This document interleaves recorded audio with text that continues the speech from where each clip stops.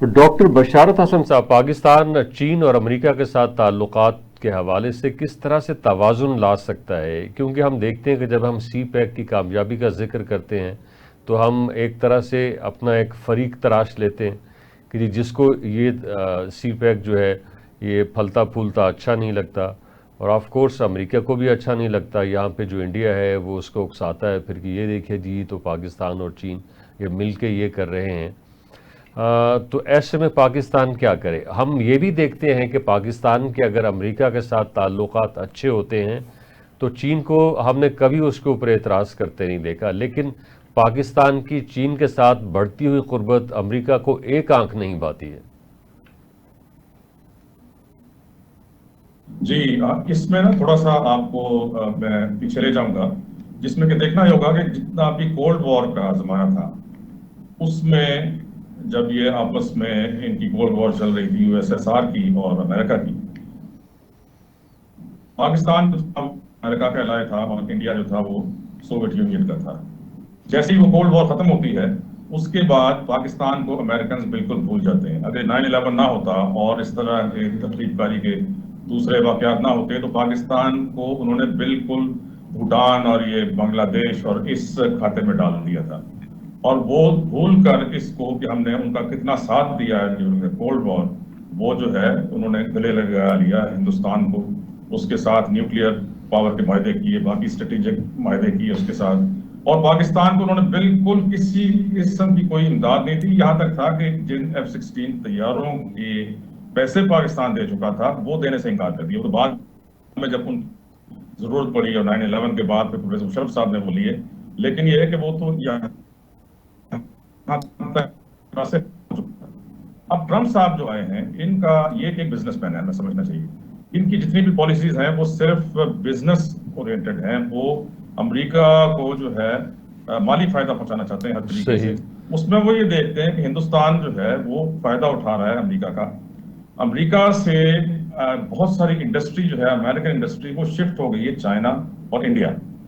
اس کا نتیجہ یہ ہوا ہے کہ امریکہ میں بے روزگاری بڑھی ہے اور یہاں سے گڈس تیار ہوتے ہیں وہ پھر امریکہ کو سارٹ آف ایکسپورٹ ہوتے ہیں.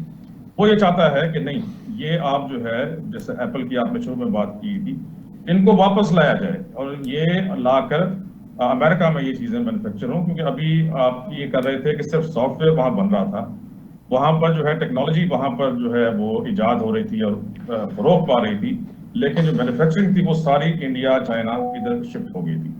اس کو وہ چینج کرنا چاہ رہا ہے. اس کے علاوہ جب انڈیا ایکسپورٹ کرتا تھا امریکہ کو اپنے پروڈکٹس تو اس پہ ٹیرف بہت کم تھا، اور جب امریکہ کوئی چیز ایکسپورٹ کرتا تھا انڈیا کو تو اس پر بہت زیادہ تھا. جیسے میں پاکستان کی آپ کو مثال دوں، پاکستان میں جو ایپل فون ہے اگر مجھے کوئی باہر سے میرا بھائی یا دوست بھیجتا ہے تو اس کے اوپر جتنے کا وہ $800 کا اگر فون ہے اس کے اوپر یہ مجھ سے $2.25 لاکھ جو ہے PTA ٹیکس لے لیتا ہے اور ڈیوٹیز اور ٹیکسز علیحدہ.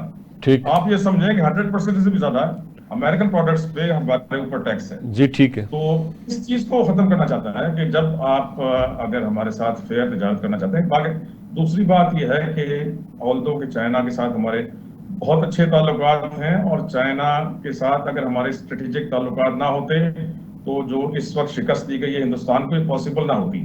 امریکہ نے تو آپ کو کسی قسم کا ہتھیار دینے سے انکاری تھا.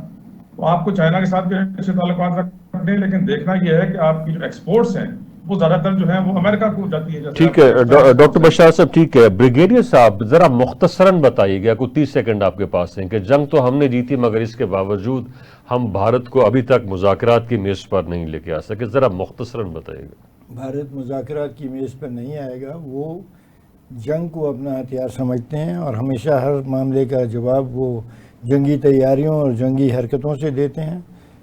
یہ جو چین کی بات ہو رہی ہے، میں ایک ہلکی سی بات کہنا چاہتا ہوں کہ چین کے سلسلے میں پاکستان انسانیت کی بہت بڑی خدمت کرے گا اگر وہ چین اور امریکہ کے اندر ریپروشنا کو دوبارہ قائم کروا دے. بالکل جو پاکستان نے 1970 میں رول ادا کیا تھا، وہی رول آج بھی پاکستان کے سامنے ہے.